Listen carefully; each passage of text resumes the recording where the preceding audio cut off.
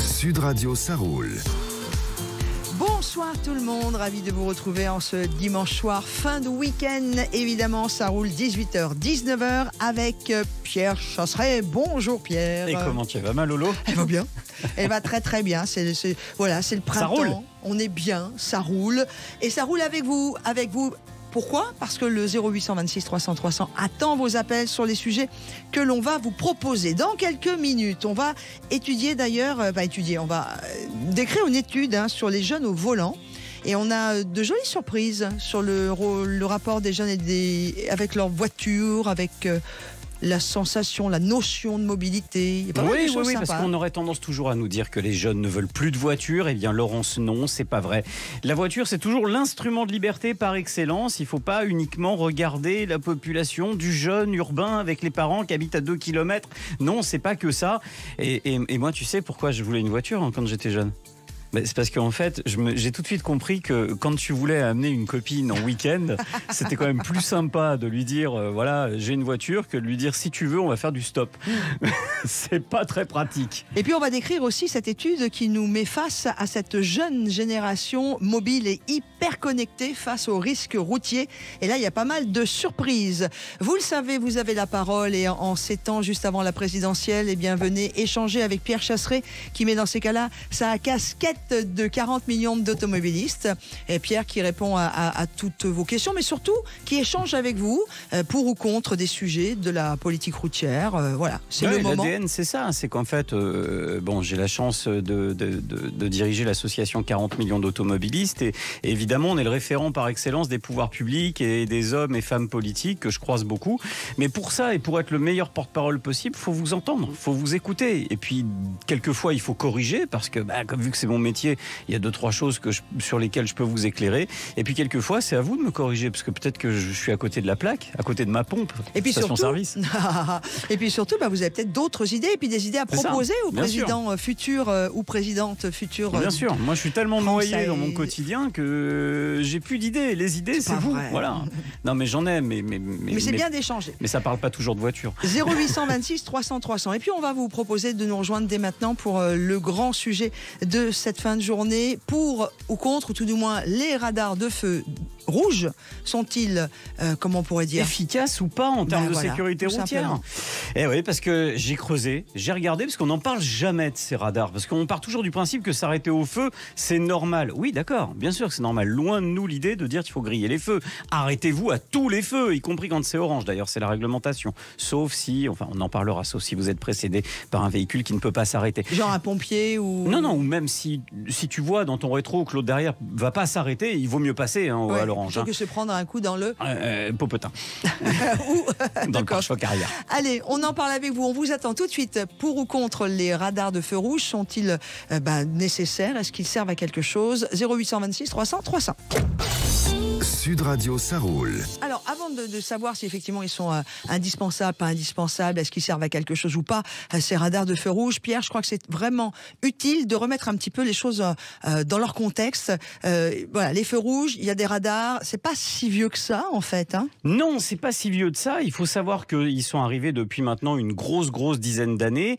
Et ce type de radar, quand on les regarde bien, ils ont poussé sur le territoire de manière exponentielle, mais en même temps, le nombre de flashs a été réduit d'année en année.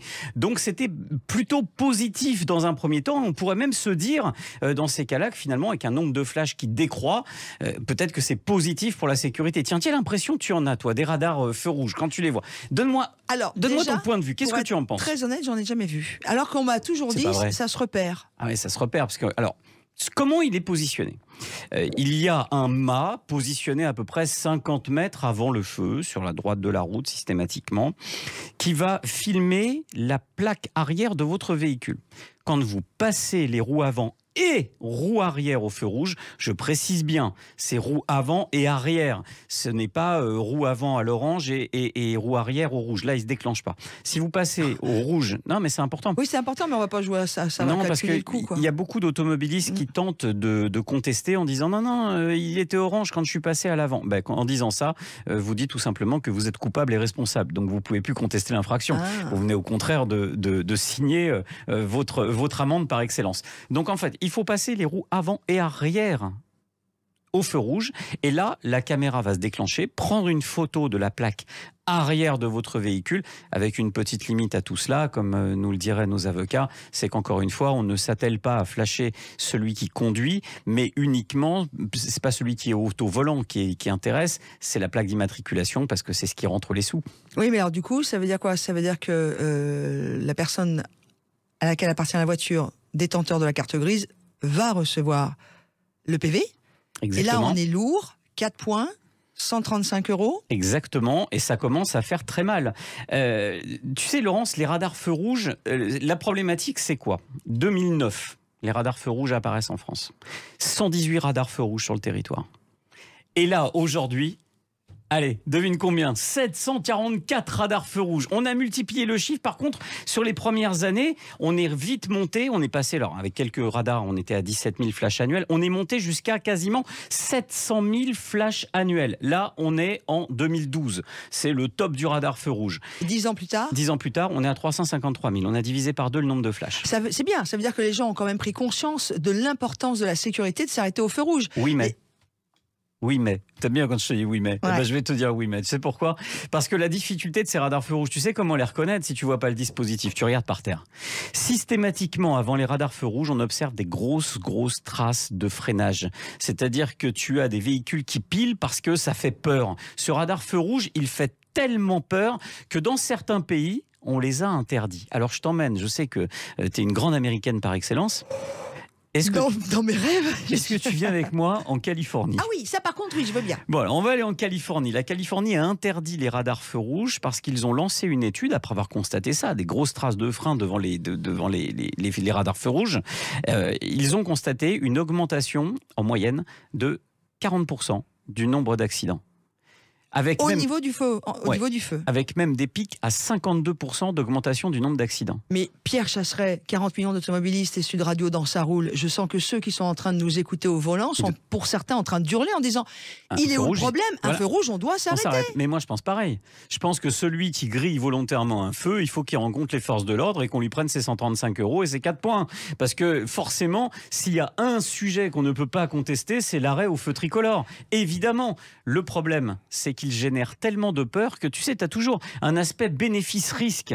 Le bénéfice, on a compris, il y a 2 fois moins de flash. Ok, le risque, c'est peut-être plus d'accidents. Tiens, c'est le cas d'un élu à Linas et Montlhéry. On a Bruno qui nous attend au standard. Linas Montlhéry, quand le radar feu rouge a été installé dans les premiers mois, eh bien, le maire dénonçait ces radars feu rouge parce qu'il constatait une augmentation du nombre d'accidents. Oui, mais alors là, moi, connaissant bien le secteur, je vais mettre du haut là. Linas Montlhéry, c'est sur la Nationale 20. À ce moment-là, ça descend très fort et Exactement. Ça remonte après pour aller vers Arpajon. Et je peux te dire que sur cette Nationale 20... Il faut respecter.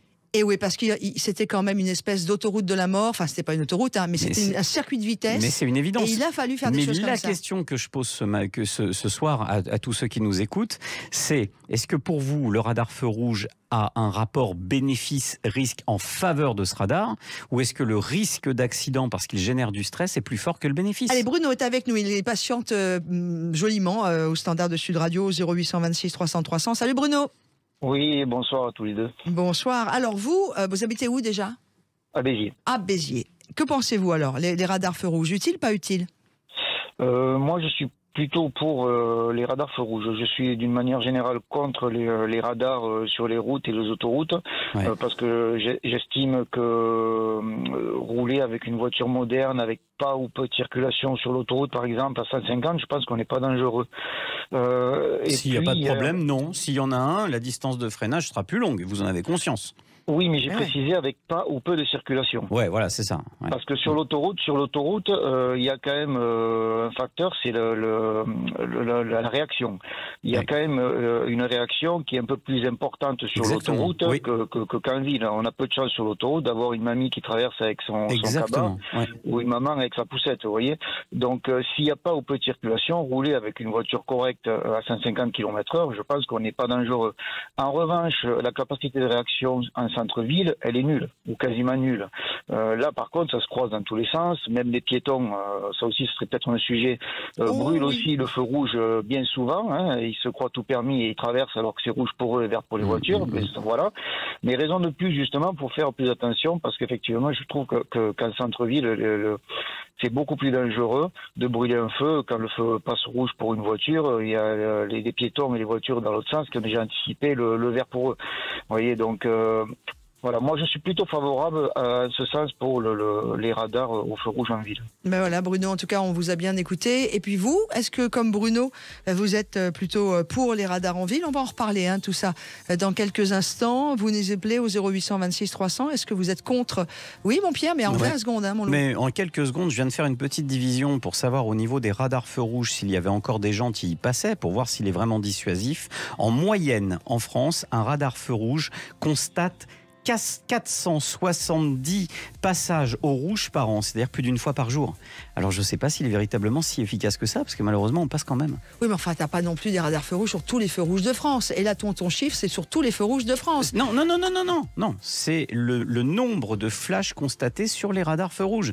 Ça veut dire que malgré le radar, on passe encore. Donc je me demande s'il n'y a pas peut-être d'autres choses à imaginer que ce simple radar qui fait stresser aussi pas mal d'automobilistes. 0826 300 300. Venez comme Bruno l'a fait. Merci Bruno. Très très belle fin de week-end du côté de Béziers. Venez nous rejoindre. Utile ou pas utile les radars de feu rouge? C'est sur Ça roule, Sud Radio ce soir avec vous. Sud Radio Ça roule, Laurence Perrault, Pierre Chasseret. Et nous continuons cette fin de journée de parler bien sûr des radars feux rouges. Sont-ils utiles ou pas utiles? On en parle avec Pierre évidemment, qui a mis sa grosse casquette de 40 millions d'automobilistes. Et avec vous au 0826 300 300. Je voudrais qu'on revienne sur ce que tu disais tout à l'heure, sur ce calcul que tu as fait. Parce que je trouve ça peut-être, pour être très honnête avec toi et pour jouer l'avocat du diable, et tu sais que j'adore ça, un peu facile de dire que peut-être ça sert à rien.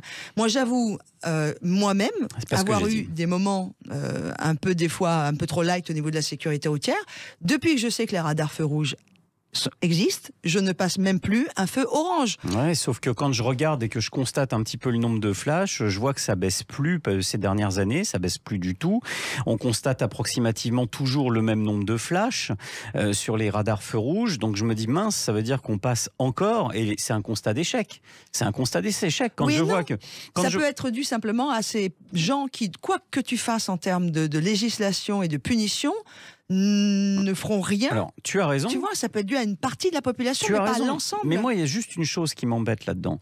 Ce qui m'embête, c'est le bénéfice-risque. Vraiment, c'est quand tu mets en place une mesure de sécurité routière, tu sais qu'il y a un rapport bénéfice-risque. Prenons les radars, par exemple, les simples radars.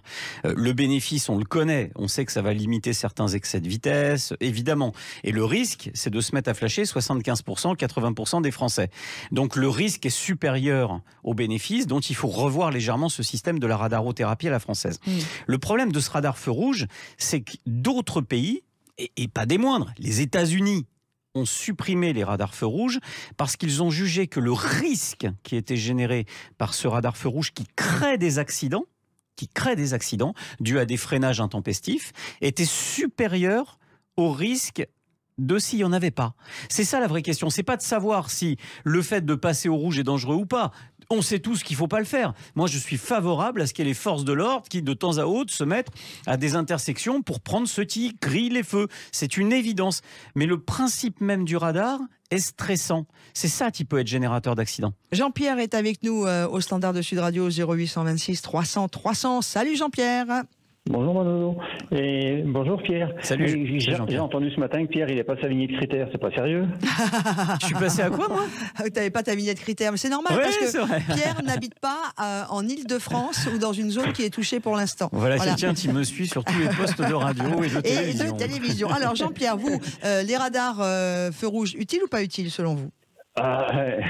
Utile pour nous piquer du pognon. Moi, ce que je préconise à un grand labo de pharmacie, c'est de faire une pommade anesthésiante parce qu'on commence à avoir le pion sensible. Ouais, mais alors Jean-Pierre, faut pas confondre parce que il y a le radar en soi et honnêtement, on le sait tous, c'est une machine à cash évidemment. Quand on voit que certains radars ont été privatisés avec des voitures confiées à des sociétés privées, faut pas nous prendre non plus pour des jambons. Mais là, on parle du radar. Pourtant, on est des gens sympas. Nous, on est des gens bien. Mais tu sais, dans la vie, il y a les gens bien et les gens bons. Comme disait Nougaro. Voilà. Alors Jean-Pierre, moi ce que je voudrais savoir, c'est, on est tous d'accord que le fait de griller un feu tricolore, c'est hyper dangereux. Vous êtes d'accord avec moi là-dessus? Bien sûr, bien sûr. Donc on peut pas parler de raquette oui. quand on prend quelqu'un qui a grillé un feu, on est bien d'accord? Ah ouais. Oui, mais quand même, c'est désagréable, quoi. D'accord, mais enfin... ouais, mais moi, ce qui me gêne dans ce radar feu rouge, c'est, je sais pas pour vous, mais moi, pas spécialement. Alors, je fais extrêmement gaffe parce que j'ai toujours peur que ça passe à l'orange quand même. C'est vrai que c'est générateur de stress, mais je me mets pas à piler comme un dingue. Ça, c'est une évidence. Par contre, on le constate systématiquement sur toutes les routes. Alors j'ai des photos, Lolo, je pourrais te les montrer. C'est de la folie. C'est-à-dire qu'on a systématiquement, à chaque niveau de radar feu rouge, des traces de freinage sur des cinquantaines de mètres. Tu sais pourquoi je rigole? J'ai dit une bêtise? Non, pas du tout. C'est parce que d'un seul coup, parce que je me disais, tous les radars qu'on a en France, normalement, il y a un panneau qui les annonce. Eh bien, pas cela. Pas cela. Sauf que du coup, tes marques au sol te préannonce qu'il y a un radar feu rouge. Et moi, pourquoi Et d'ailleurs, pourquoi ils ne sont pas annoncés comme tous les autres radars? Eh bien, parce que la sécurité routière me répondait jusqu'à présent, parce que je leur dis systématiquement ça. Je dis annoncez-les, comme ça, il n'y aura pas l'effet de surprise sur celui qui ne connaît pas. Il ne sera pas stressé par un mât en l'air. Il se demande si c'est de la vitesse, du feu rouge, il ne sait pas trop ce que c'est. Annonçons ce type de radar. Le but, c'est que les gens s'arrêtent. C'est que les gens s'arrêtent sans accident. Donc si c'est ça l'objectif, annonçons-les. Ils me répondent toujours, oui mais s'arrêter au feu, c'est la loi. Bah oui, on sait, mais enfin bon, respecter la limitation de vitesse aussi, et c'est pas pour autant qu'on le fait tous. Qu'on le fait. Ouais. Donc moi, ce que je veux, c'est faire en sorte que les gens s'arrêtent. Ce qui m'intéresse, c'est pas le législatif, c'est pas le nombre de PV qu'on envoie. Ce qui m'intéresse, c'est qu'il n'y ait pas d'accident. En fait, l'association qui a le plus d'intérêt à ce qu'il y ait zéro accident sur les routes, eh ben c'est 40 millions d'automobilistes. Pour obtenir des choses du gouvernement, il faut être en position de force. Plus le nombre d'accidents baisse, plus je suis tranquille et serein pour aller voir les ministres et leur demander des avancées. Et c'est ce que beaucoup n'ont pas compris. Beaucoup nous disent, oui, 40 millions d'automobilistes, vous voulez des accidents? Bah oui, bien sûr. Et puis quoi encore? Après, personne n'est pour les accidents. C'est quoi ces débilités? Non, mais ça paraît évident. Mais enfin, Jean-Pierre, je ne sais pas ce que vous en pensez, mais et puis toi, Pierre aussi, c'est que quoi qu'il en soit, on est toujours en train de râler sur le fait qu'on nous impose quelque chose qui devrait ne pas être imposé parce qu'on devrait être de bons élèves, entre guillemets. Non, mais c'est le même problème partout dans le monde. Et ça ne touche pas que des chauffards. En fait, si tu veux, pour faire simple, celui qui a décidé de faire n'importe quoi sur la route, il est équipé dans sa bagnole. Il a tout ce qu'il lui faut de toute façon pour respecter uniquement les endroits qui seront Tu parles sensibles. des aides à domicile qui commencent par comme un renard, mais qui sont un peu plus américains dans le désert, là? Voilà, de ce type-là. Mais c'est les effets pervers de très bonnes technologies, d'ailleurs. Parce que par exemple, sur Waze, on va dire les choses, hein, enfin, Waze, par exemple, on n'a pas directement. Oui, mais on n'a pas le radar feu rouge. Ça, moi, j'en ai encore jamais vu. Si, bien Coyote sûr, le fait. Non, tu les as, bien sûr, tu les as. Mais donc, je passe jamais avec des radars feu rouge. Mais tu les as. Mais j'ai envie de te dire, au-delà de ça, il n'y a même pas besoin d'application connectée. Celui qui a décidé de faire n'importe quoi, il se fait pas choper. Tiens, prends l'exemple d'un Go Fast. Je ne sais pas s'il y en a un qui nous écoute en ce moment en remontant de l'Espagne. En tout cas, lui, il se fait pas choper parce qu'en fait il a tout prévu. Vite, en fait. Celui qui va se faire choper, c'est toi et moi. Un jour, on fait pas gaffe et puis on se fait prendre. Alors sur un feu tricolore, il y a une évidence. Mais je vais te raconter un truc. Tiens, je vais faire amende honorable. Ça m'est arrivé une fois. Alors c'était il y a quelques années, en 2013, si je dis pas de bêtises. Je suis sur la route et il y a un espèce de grand marronnier qui cache un feu. Et je suis avec ma collègue au volant, on discute et au bout d'un moment, je m'en suis même pas rendu compte. Et elle me dit, Pierre, tu sais que t'es passé au feu? Et je lui dis, je l'ai pas vu. Et on a fait demi-tour. Et le feu était complètement caché par les marronniers. Donc, il y avait que le petit rappel de feu en bas qui me permettait de le voir, mais j'ai pas vu le feu. Non, mais ça, c'est arrivé à tout le monde. Mais là, c'est un cas à part. Généralement, les feux, on les voit bien quand même, Pierre. On va pas trouver des excuses. Mais c'est une évidence. Je cherche pas d'excuses. J'essaie juste d'expliquer que de temps à autre, ça peut arriver de faire une bêtise. On n'est pas des machines, on n'est pas des robots. Mais par contre, je privilégie vraiment la présence des forces de l'ordre, parce que les forces de l'ordre, si tu veux, c'est pas stressant. Tu sais pas qui sont là, donc tu respectes le feu. Et puis elles ont toujours le même effet. Hein. Moi, je sais quand je les vois sur le bord de la route, je suis toujours un peu comme quand j'avais 20 ans. On a Jean-Pierre, restez avec nous. Jean-François nous appelle également. Je crois qu'il nous appelle toujours 20 ans, Laurence. Ah, c'est gentil, Jean-Pierre, je vous love. Salut Jean-François. Oui, bonjour tout le monde. Salut Jeff. Jean-François de Pau. De Pau, oui. Ouais. Alors vous, les radars feu rouge, utiles ou pas utiles? Ah non, ça sert à quoi? À stresser encore plus les gens. Bon, si on a appris à conduire comme il faut, on s'arrête. Avant un feu, on ralentit, au vert, on n'accélère pas, on passe. Ce que je voudrais dire à tous les auditeurs, j'ai appris ça en rattrapant des points, c'est que si on est coincé dans un feu vert et qu'il passe au rouge alors que la file devant démarre, faut rester arrêté. Il ne faut pas redémarrer parce que le radar, il a 2 flashs. Exactement. Et si on passe pas au second, on n'est pas pris. Ça, c'est très important. Tant pis si on gêne l'intersection, on se fait klaxonner, on se fait siffler, mais les points vont rester sur le permis. Alors, j'en rajoute une, et c'est très complexe. Réexpliquez bien, parce que ce que vient d'apporter Alors, grosso modo, est top. vous êtes dans une zone de bouchon, vous êtes passé, le feu était vert, on est en situation de radar de feu, vous êtes passé, vous êtes engagé, seulement entre-temps, il repasse au rouge. Si vous redémarrez, vous allez être considéré par le radar comme quelqu'un qui grille le feu. Donc c'est là où ça crée aussi des situations qui peuvent être stressantes et pas très justes. Autre cas, vous avez une ambulance derrière ou un service de secours qui fait du pimpon. Bon, bah derrière, qu'est-ce que vous faites? Vous pouvez avoir la tentation de passer. Oui, et qu'est-ce qui se passe? Eh bien, s'il y a en ce moment des conducteurs d'ambulance qui nous écoutent, etc., ils le savent parce que ça, c'est leur stress.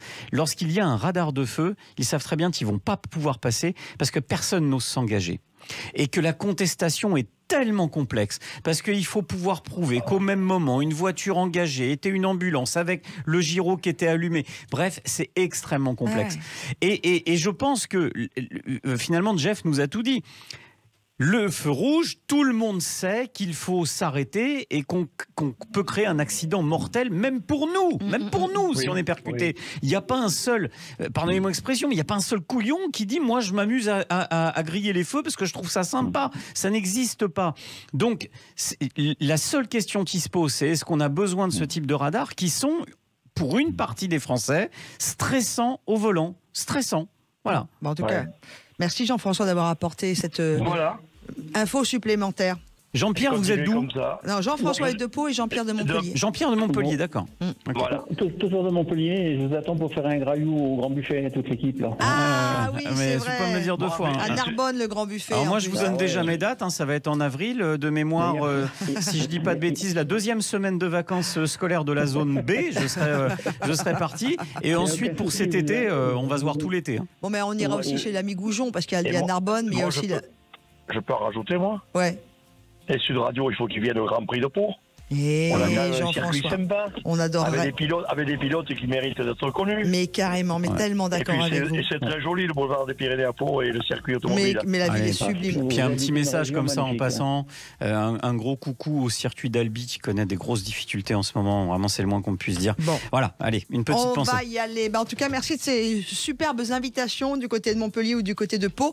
Nous allons de ce pas faire passer vos invitations auprès de notre direction. On vous embrasse tous les deux, Jean-Pierre et Jean-François. On va se promener, nous.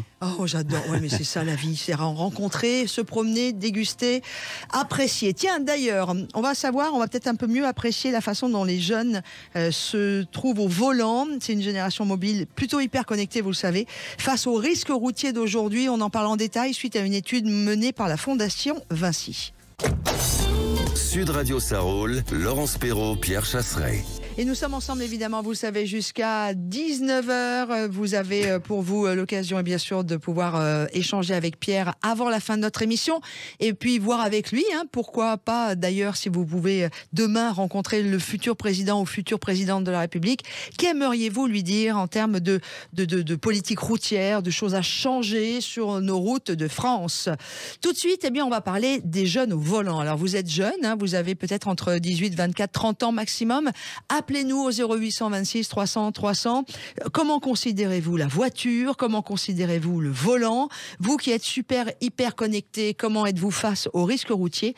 On va en parler avec Bernadette Moreau, qui est déléguée générale de la Fondation Vinci Autoroute. Bonjour, Madame Moreau. Bonjour. Comment allez-vous? Écoutez, très bien, merci beaucoup. Jolie voix, bien fraîche en ce dimanche soir.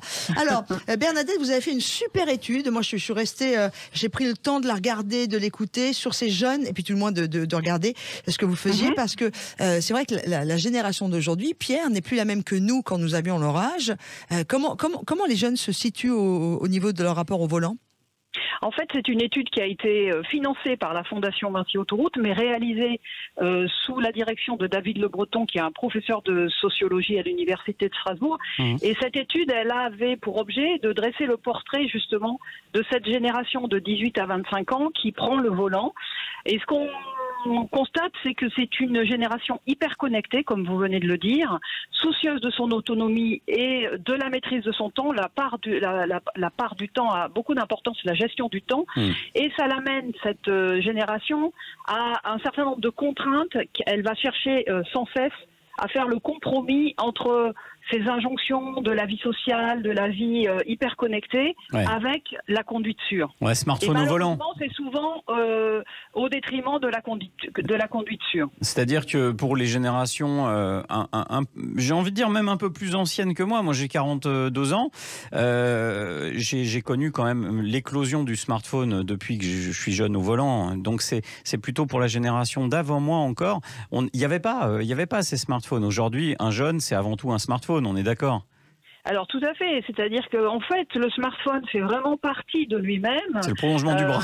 C'est vraiment son outil de connexion, de relation avec les autres, et il l'utilise tout le temps. Encore plus que les adultes, enfin les adultes encore plus âgés, mais du coup ils n'arrivent pas à s'en séparer, même au volant. Et quand il faut qu'ils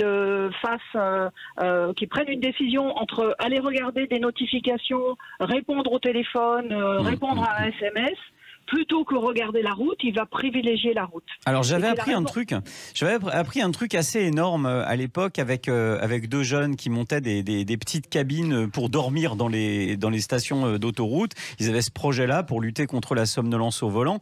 Ils m'avaient appris quelque chose d'assez énorme, c'est que plus on avance en âge et plus on a conscience de notre état de fatigue, alors que lorsqu'on est jeune, on a toujours l'impression qu'on est au top, pas fatigué, qu'on a une forme olympique, et en fait on ne ressent juste pas directement l'effet de la fatigue qui est là. Donc les jeunes sont aussi sujets que nous à la somnolence. Mais tu as aussi une histoire biologique, pardon. Oui, Bernadette. Oui, tout à fait. C'est exactement ce que vous alliez dire, je pense. Effectivement, les jeunes n'ont pas conscience de l'impact du manque de sommeil sur leur conduite. Et ce manque de sommeil, il a une particularité sur cette tranche d'âge adolescents, jeunes adultes. C'est que les scientifiques parlent de jet lag social, c'est-à-dire que ce sont des jeunes qui normalement vont avoir sommeil plus tard que le reste de la population, et ils vont devoir physiologiquement se réveiller plus tard. Simplement, la vie sociale ne leur permet pas, et donc ça veut dire qu'ils sont constamment en jet lag social, avec les conséquences que ça peut avoir en termes de prise de risque au volant. D'autant plus qu'ils ne vont pas prendre la peine de s'arrêter quand ils sont fatigués. C'est parce que quand on est jeune, et c'est normal, j'imagine, toujours plus fort que tout le monde. Donc on ne prend pas ce risque, on ne l'a pas en toute conscience. Restez avec nous, Bernadette, parce qu'on a Daniel qui nous appelle. Bonjour Daniel. Bonjour. Merci d'être avec nous. Vous êtes dans la région parisienne, c'est ça? C'est ça, oui, je suis chirurgien à Paris. Chirurgien à Paris. Alors vous, les jeunes au volant, vous avez constaté quoi? Alors, effectivement, je vous écoutais. Moi, j'aime pas trop qu'on fasse une discrimination des jeunes. On leur fait déjà porter pas mal de choses. Moi, j'ai 70 ans, donc vous voyez, c'est pas. Je prends le revers un petit peu de dire les vieux, ils ont l'expérience, machin. Je trouve que les jeunes, il faut leur faire les soulager déjà par rapport au fait de les cibler comme des comportements. Voilà. Je pense que le comportement, il est assez général. Qu'est-ce que j'aime bien ce discours?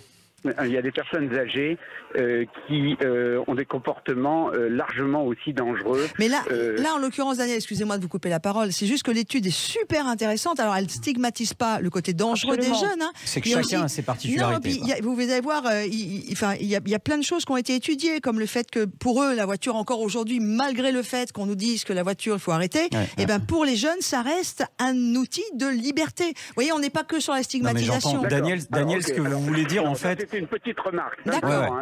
Le fond du sujet, c'est pas ça. Le fond, c'est qu'on est effectivement rentré dans une période d'immédiateté qu'on n'imagine même pas de ne pas répondre au téléphone. C'est vrai.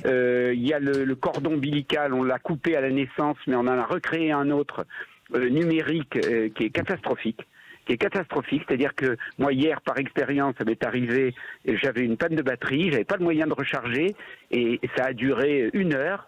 Et le reste du monde, j'étais complètement déconnecté.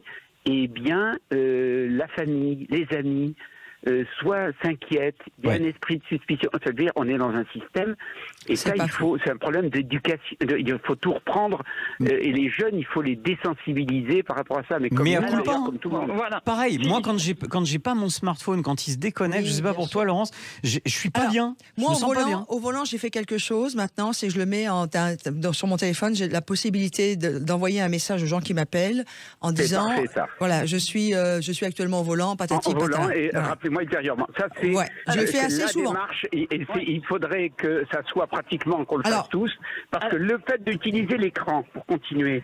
Parce que le fait de dire, de donner une semi-bonne conscience en disant bon, alors on va leur permettre de pouvoir décrocher avec le Bluetooth, le machin, et qu'est-ce qu'on a dans la voiture? Les dernières bagnoles, et d'ailleurs les jeunes, la mienne est comme ça. Ils ont un écran.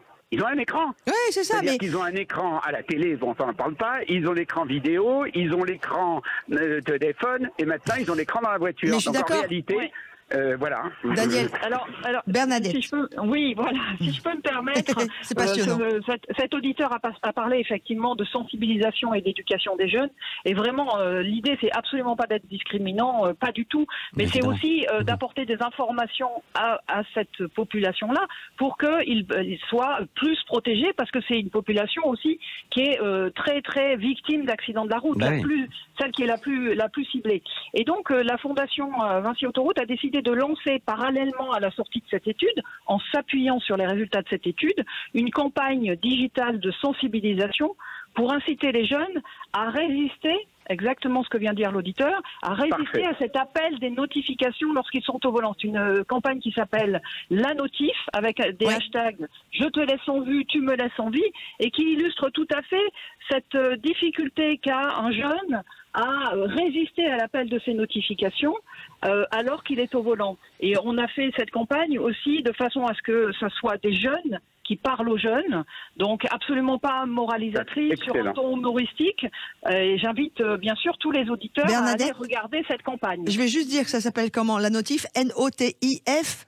Oui, tout à fait. Avec l'apostrophe, voilà, N-O-T-I-F, apostrophe. J'ajoute un point. Et c'est le youtubeur Théodore, donc un youtubeur qui est très très suivi par cette tranche d'âge, qui participe, qui est acteur dans cette campagne et qui l'a relayé largement. Donc les jeunes, probablement, ça leur parlera d'aller regarder ce qu'a fait Théodore en s'engageant pour plus de sécurité sur la route. Alors déjà, j'ajoute 2 points maintenant. Déjà, notre auditeur, notre cher chirurgien Daniel que je félicite pour son message, parce que moi non plus, moi aussi, j'ai horreur de stigmatiser. Et la génération smartphone, elle inclut aussi, regarde, on est dedans, Lolo, nous aussi. Hein. On est jeunes. On en fait partie. Encore un peu. Oui, Jeanne Calment nous trouvait très jeunes, effectivement. Non, mais je comprends ce que tu veux dire. Mais voilà. Et puis le deuxième point que je voulais ajouter, c'est que dans chaque phénomène de société, en fait, on va dans les excès avant d'avoir une régulation. C'est-à-dire que dans un premier temps, il n'y a rien. Là, on est basculé sur un excès de connectivité. Je pense que cet excès va se corriger. Je pense même que nos plus jeunes aujourd'hui regardent Facebook.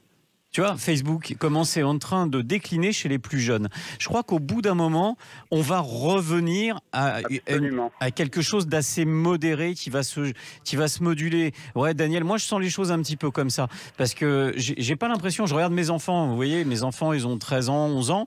Bon, bah à la maison, finalement, ils ont un usage de leur téléphone qui est extrêmement limité, et voire même de plus en plus limité. Les premiers jours, quand ils l'ont eu comme des dingues, et puis alors maintenant, le téléphone, il reste dans un coin. Merci beaucoup, Daniel. Je sais que vous êtes en fin de week-end et que vous avez besoin de vous reposer avant de rattaquer votre semaine de chirurgien. Vous êtes chirurgien spécialisé?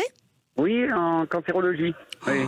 Oh, bravo. Donc 1 euro pour moi. Bravo. Oh non, vous savez, mais non, on est chacun dans son métier. Je vais vous expliquer un truc. Moi, dans mon métier, j'entends toujours des gens me dire que les radars, ça sauve des vies. À chaque fois, je dis non, un chirurgien, ça sauve des vies. Voilà, c'est dans ce sens-là. C'est pas spécialement dû à votre spécialité, mais en tout cas, bravo aussi. Mais Vinci, pour terminer sous forme d'une parabole, ce que vient d'expliquer, c'est excellent. C'est excellent parce que cette campagne, de la même façon qu'il y a eu des campagnes de sensibilisation pour les les opiacés, les drogues. Et ça, c'est vraiment, si on arrive à un système maintenant où on rentre dans sa voiture, le téléphone pratiquement se déconnecte et qu'on a un message désormais, je suis en train de conduire. Oui, alors, Daniel, je suis d'accord avec vous. Le problème, c'est que les constructeurs maintenant, tout est hyper connecté dans les voitures. C'est pour ça qu'elles ont aussi augmenté en termes de prix, qu'il y a les fameux écrans dont vous parlez, et que eux, les constructeurs, vous n'allez pas leur faire arrêter de faire ça. Et donc, comme, voilà. Non, puis il y a des passagers. Les passagers, ils ont le droit d'être sur leur smartphone. On ne peut pas mettre des brouilleurs. Voilà, c'est compliqué. C'était une idée qui avait été avancée. Mais on continue. Malheureusement. Bernadette, c'est passionnant votre débat et vous voyez, ça c'est sauver des vies. Là. Merci Daniel. Merci beaucoup Daniel. Allez, merci. Merci, au revoir. On va avoir Pierre aussi qui nous attend au standard. Mais je voudrais revenir avec vous Bernadette, parce que là on a un autre Pierre. On a parlé effectivement de cette hyperconnectivité. Mais David Le Breton, avec lequel vous avez fait cette grosse belle étude avec Vinci, la Fondation Vinci, a noté aussi par rapport à son étude que pour les jeunes, la voiture est un signe indispensable du fait de se sentir adulte. Et ça, c'est moi je l'avais vécu à 18 ans. Et ça, c'est vraiment ressorti dans votre étude. Exactement. Et d'ailleurs, il a même dit, là, lors de la conférence débat qu'on a organisée la semaine dernière à ce sujet, il a même dit que lui-même en était étonné. Parce qu'il pensait que peut-être les choses avaient changé, qu'effectivement, il y a longtemps, le passage du permis était vraiment un rite de passage à l'âge adulte, mais c'est permanent, ça continue, et malgré le fait que, effectivement, dans certaines très grosses métropoles, notamment parisiennes, on passe plus tard son permis, il n'en reste pas moins que le fait d'avoir son permis, d'avoir sa voiture, de financer soi-même sa première voiture, sont des témoignages de ce passage de l'âge adulte auquel les jeunes sont très très attachés. Alors, Bernadette, parce que ça leur donne accès à l'autonomie. Il y a notre réalisateur Maxime qui vient de me dire dans l'oreille quelque chose d'extrêmement intelligent. Alors c'est le cas, hein, Maxime est comme ça. Par rapport aux métropoles où on passe le permis beaucoup plus tard, il me dit oui, mais on devient adulte plus tard en métropole. Et sans doute que c'est pas complètement faux, à quelques exceptions près évidemment de vie et de vécu, mais en campagne, on est beaucoup plus mis face à une maturité. On travaillait plus jeune. On travaille plus jeune, alors qu'effectivement, dans les grandes métropoles, on a tout à portée de main, les transports en commun, les choses comme ça, papa, maman, hyperprotection, sans doute. C'est pas une généralité. Attention, mais bravo de cette intervention, Maxime, notre réalisateur. Pardon, Pierrot. Non, j'ai plus rien à ajouter. Moi, c'est parfait. Qu'est-ce que tu veux que je te dise? Maxime, il va falloir venir au micro maintenant. Je veux juste ajouter un petit peu d'essence à votre moulin. C'est quand même juste rappeler quand même que quand on se rend à Pôle Emploi, enfin, ou à France Travail bientôt, je sais pas, la première question qu'on vous pose, c'est de savoir si vous avez votre permis ou pas. Donc le permis est évidemment une évidence dès qu'on rentre dans le marché du travail. Et rentrer sur le marché du travail, c'est aussi ça, être adulte. Alors on va pas stigmatiser, encore une fois. Non. On a beaucoup parlé de téléphone portable au volant. Et on sait tous, tous ceux qui m'écoutent en ce moment, si on est parfaitement honnête, ça nous arrive de chatouiller le téléphone, y compris quand on roule. Et tu es entendu par Pierre qui patiente. Restez avec nous, Bernadette. Au standard de Sud Radio, 0826 300 300. Bonjour Pierre. Oui, bonjour. Salut copain. Alors, oui. Il paraît que vous aussi, parce que le standard me dit que vous, ça vous est arrivé aussi de décrocher votre téléphone. Donc en fait, voilà, il n'y a pas une histoire d'âge là-dessus. Bah, évidemment. Oui, non, mais c'est vrai. Moi, j'ai 68 ans. Et il est vrai que ça m'arrive de décrocher. Et je sais que c'est pas bien, c'est pas. Mais c'est vrai que on a toujours ce mécanisme-là d'avoir le téléphone à côté et puis quand on reçoit un appel de décrocher. Mais souvent je me sers du Bluetooth et en fait ce qui me stresse le plus, ce n'est pas le Bluetooth. Votre femme. C'est de voir les panneaux à 80 km/h. À 80 km/h. Et là, je suis plus sur mon compteur et regarder la vitesse que de parler au téléphone quand j'ai le Bluetooth, bien sûr. Allez, bim, une petite pastille pour Édouard Philippe, ça faisait longtemps. Non, mais allez, on va se poser une question, nous tous, y compris vous, Brigitte. On essaye d'être honnête. De la Fondation Vinci Autoroute. On essaie d'être honnête. Moi, je commence. Est-ce qu'il nous arrive encore de décrocher notre téléphone? Moi, je le dis oui. Oui, ça m'arrive. Oui. Et oui, c'est pas bien parce que je vais poser une autre question. Est-ce qu'on s'est déjà au moins une fois fait une frayeur avec notre téléphone? Et moi, je vais vous répondre, bah oui, je m'en suis déjà fait. Voilà. Alors après, pour être très honnête également, moi oui, mais parce que ma voiture maintenant étant hyper connectée, tout est branché tout passe à l'intérieur de la voiture, je n'ai plus besoin de décrocher le téléphone, elle le fait pour moi. Bernadette, dans les grandes lignes aussi, toujours revenons sur cette étude de la génération, les jeunes au volant, mobiles, hyper connectés face aux risques routiers, que vous avez fait avec le sociologue David Le Breton et la Fondation Vinci Autoroute. route. Il est quand même quelque chose qui est noté, c'est que les risques routiers se conjuguent encore malheureusement beaucoup au masculin dans cette étude. Exactement. Ça, il suffit de regarder les chiffres de la sécurité routière, les bilans chaque année du nombre d'accidents qui sont réalisés, et on voit qu'effectivement le risque routier est très majoritairement masculin. C'est parce qu'on vous évite.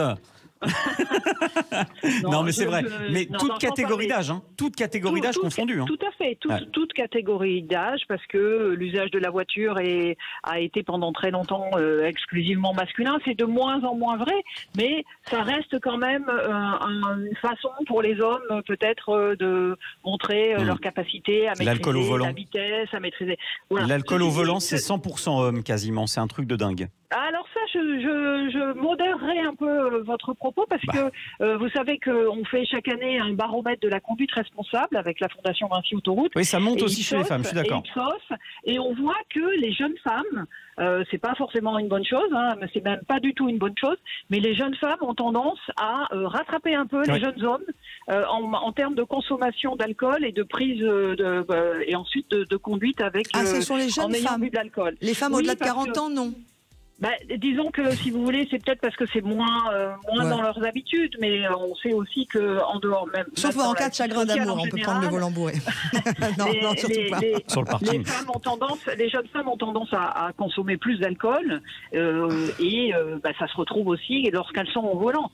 C'est comme pour le téléphone et les smartphones, c'est un usage qui est même presque plus important chez les femmes que chez les jeunes, c'est des pipelettes. Chez les jeunes femmes que chez les jeunes hommes. Évidemment, c'est des pipelettes.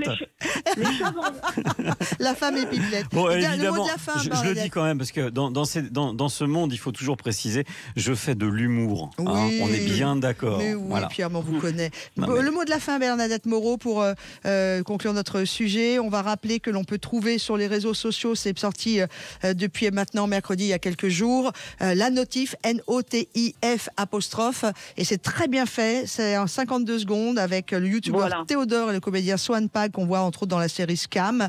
Ça dure 52 secondes et ça s'intitule « Je te laisse en vue, tu me laisses en vie ». Voilà, pour contrecarrer le fait d'être toujours au téléphone. Et vraiment, cette vidéo est vraiment à partager largement, parce qu'elle parle beaucoup aux jeunes, et d'ailleurs il suffit de regarder toutes leurs remarques, toutes leurs appréciations pour voir que ça leur parle énormément. On espère que ça va sauver des vies, autant celles qui sont dans la voiture que celles qui seront sur la route ou les trottoirs. On vous embrasse, merci beaucoup Bernadette. Merci beaucoup, merci à vous. Je vous remercie d'avoir accepté notre invitation, Bernadette Moreau, déléguée générale de la Fondation Vinci Autoroute. Allez, à suivre, et pour conclure, ça roule. Eh bien, nous allons tout simplement avoir notre échange avec Pierre. Enfin, vous, 0826 300 300. Sud Radio Sarol, Laurence Perrault, Pierre Chasseret. Et nous continuons évidemment, et nous allons conclure notre rendez-vous avec ce moment que vous aimez bien. Vous venez échanger avec Pierre Chasseret, qui met bien sûr toujours sa casquette de DG de 40 millions d'automobilistes, avec une particularité pour nos échanges en amont des élections présidentielles. Si vous deviez rencontrer le président de la République ou la présidente future de la République, que lui diriez-vous, que lui proposeriez-vous de changer pour la politique routière? On accueille tout de suite Jean-Michel. Salut Jean-Michel. Oui, bonjour. Eh bien, écoutez, oui, ce que je dirais, moi, au président, d'ores et déjà, c'est un scandale, les taxes qui pèsent sur l'automobile. Ça reste quand même la 4e rentrée fiscale de l'État. Mais il faudrait un peu nous respecter. Or, ce n'est pas le cas. Entre les taxes, les radars et tout le reste, l'état des routes, je vous en passe des meilleurs, on est vraiment pris pour des rien du tout. Moi, je crois qu'il faut que les automobilistes ils prennent conscience de cette situation. Il va y avoir une élection présidentielle, qu'ils votent pour ceux qui n'ont jamais été au pouvoir. Voilà. Quel côté qu'il veuille, attention, je ne donne pas de conseils. Mais au moins, donner une bonne leçon, parce qu'il faut s'arrêter. Il faut que ça s'arrête. Ça ne peut pas continuer comme ça. C'est une honte. On nous a habitués à nous pomper sans arrêt. Et ça va de pire en pire. Mais les gens ne se réveillent pas. L'automobile, c'est pas un luxe aujourd'hui. C'est pas un plaisir, c'est pas un loisir, c'est une obligation.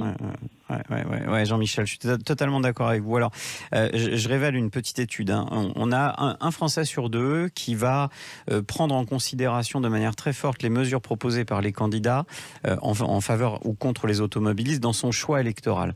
La difficulté, Jean-Michel, c'est qu'aujourd'hui, quand on vote pour un président, on vote pas que pour sa position sur la voiture, bien évidemment. Et c'est ce qui fait qu'on se retrouve avec sans doute une diversité de candidats qui font que sur l'échiquier, alors j'aime pas parler d'extrême, moi j'aime bien parler de parti, mais au moins on verra de qui je parle comme ça, où c'est du côté de l'extrême droite qu'on trouve le plus de mesures en faveur des automobilistes, du côté de l'extrême gauche et des écologistes où on trouve plein de trucs contre les automobilistes. Je dresse l'échiquier. Hein. Et du côté du centre et des partis de gauche gentille et de droite gentille, c'est mou en faveur ou contre les automobilistes. C'est-à-dire que prenons l'exemple de Valérie Pécresse. Je ne l'ai pas entendu parler de baisse de taxes sur le carburant. Du côté de Macron non plus. Du côté d'Anne Hidalgo, oui. Et encore, j'ai découvert il y a très peu de temps que c'était que de manière temporaire. Donc voilà. Ça m'apprendra à croire au Père Noël. Et puis sur les zones à faible émission, vous apercevez pareil que de plus en plus de candidats, alors là ça touche toute la droite, j'ai entendu Xavier Bertrand prendre position très forte contre les zones à faible émission. Alors, il a utilisé une expression que je connais bien parce qu'il m'a piqué la mienne, il a dit que les zones à faible émission c'était les gilets jaunes puissance 10 qui se préparaient, donc je connais bien la formulation. Je me souviens que tu l'avais même dit il y a quelques semaines déjà. Plusieurs reprises, non mais c'est bien, ça veut dire que les idées de 40 millions d'automobilistes sont entendues. Donc Jean-Michel, je suis totalement d'accord avec vous sur la nécessité que chaque Français prenne bien en considération sa mobilité, parce que oui, c'est même plus que la 4e source d'imposition en France. Quand vous regardez les taxes sur les carburants, cette année, on va approcher les 50 milliards d'euros. L'impôt sur le revenu, c'est 80 milliards d'euros. On n'est plus très loin, hein. C'est quasiment kiff-kiff. Donc, moi, j'appelle tous ceux qui m'écoutent à réfléchir en tant qu'automobiliste aussi, je ne donne pas de consigne de vote, aucune, mais en prenant bien en considération le fait que, par exemple, sur les zones à faible émission, c'est le gouvernement Hollande et Macron. Bon, point, c'est comme ça, c'est factuel. Et ceux qui sont pour, ils peuvent voter pour, ça ne me gêne pas. Mais il faut bien que chacun prenne en compte le positionnement aussi sur la mobilité, parce que la mobilité, c'est le matin quand on va au boulot, quand on va chercher les gosses, quand on rentre du travail, quand on part en vacances, et on oublie ce sujet parce que les médias oublient ce sujet. Ils nous parlent de la sécurité, de machin, de trucs, mais ils ne nous parlent jamais de la mobilité. Moi, Jean-Michel, je déplore ça. J'ai pas réussi, cette année encore, en pleine présidentielle, à faire remonter les sujets automobilistes très haut dans les médias. Heureusement, sur Sud Radio, oui. Oui, c'est vrai que c'est une des rares radios qui en parle, hein, parce que pour le reste, ils nous endorment à la télé avec la sécurité, avec ci, avec là, mais on ne parle jamais de la nécessité, de la contrainte, du besoin essentiel d'avoir un véhicule pour se déplacer. Mais peut-être parce qu'on parle vrai sur Sud Radio. Ouais, 84% des Français, étude CSA, 40 millions d'automobilistes, considèrent que leur voiture est absolument essentielle dans leur déplacement au quotidien. J'en fais partie. 84%. Mais évidemment, oui. Évidemment. Tiens, regarde mon exemple. Moi, en ce moment, demain, il y a mes enfants qui vont à l'école, qui partent à l'école, qui reviennent de l'école. Il faut bien quelqu'un pour les emmener. Le collège, il est à 8 km. On fait comment ? On y va comment ? En vélo cargo ? C'est n'importe quoi. Quand je vais avoir mon petit qui va aller à la maternelle, on va faire quoi ? On l'amène on l'amène comment ? En trottinette électrique ? Arrêtons de raconter des balivernes. La France des régions, celle que j'ai une pensée pour Jean-Pierre Pernaut, encore une fois, parce que je pense toujours à son magazine Au cœur des régions, mais la France des régions qui voit les mesures parisianistes leur tomber dessus, et j'ai rien contre les Parisiens, j'en fais partie, je suis né dans le coin en région parisienne, eh bien je veux que ceux qui nous dirigent vous entendent, Jean-Michel. La France des régions, elle en a marre, elle a besoin de son auto, elle en a marre d'être tondue comme un mouton. Exactement. Bon merci beaucoup Jean-Michel d'être venu avec nous pour échanger en ce dimanche soir avec Pierre. Oui, écoutez, je vous remercie également et bonne fin de week-end. Et vous aussi, on vous embrasse très très fort. Vous êtes où dans les Bouches-du-Rhône, Jean-Michel ? Eh bien, écoutez, je suis à Roquefort-la-Bédoule, un petit village où on n'est pas embêté pour les problèmes de ZFE, mais c'est en train de se répartir sur Marseille et Aix. Et ouais. Vous avez vu ? Il y a deux, trois jolis vignerons là-bas à Roquefort-la-Bédoule. Il y a 2-3 domaines. Hein ? C'est exact, c'est à côté de Cassis et le vin est excellent. Je connais bien. Je vous embrasse fort, Jean-Michel. La zone à faible émission du côté de Aix-Marseille. Celle-là fait mal. Allez, merci à tous d'avoir suivi Ça roule sur Sud Radio en ce dimanche soir. On aura le bonheur de vous retrouver la semaine prochaine. Et puis, on vous souhaite une bonne soirée. Aussi simple que ça. Et une bonne fin de week-end, parce que c'est encore le week-end. Et profitez bien et soyez prudents si vous roulez actuellement.